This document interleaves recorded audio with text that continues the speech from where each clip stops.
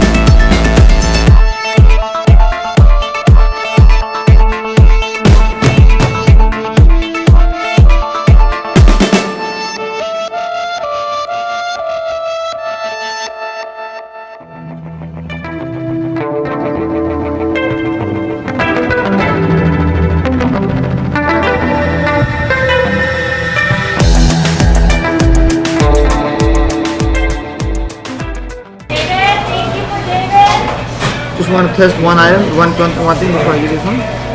I checked the front and rear camera and then the air speaker. It takes like 10 seconds. Just to make sure when you leave here you don't have to ever worry about calling the back and having any issues. Shall I uncode her? Please. That's what I was going to ask you next. Seconds, so this way is faster. Hey. Okay. And then we do voice memos. Go. Testing 1, 2, 3, 4, 5, 6, 7, 8, 9, 10. We do a back play. Now I'll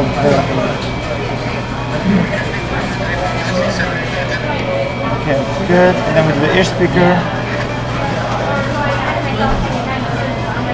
Good. The lid. Last but not least, the touch. You want to make sure every single part of the phone has a good touch. So we just wiggle this like this. And as long as the thing stays on my finger, that means everything is good. If it's flipped, if it flies out, that means that part is damaged. This is what Apple does. I used to work with Apple for 5 years, so I know their little system. Okay, good. There you go. So enjoy. Oh, I'm sorry. 1 second. Let me just shut this phone. Yeah, we just shut it off. Okay, here you go. Yo, we just finished that phone. It was an iPhone 7G, silver, white screen. The guy was super happy. He works for a radio station.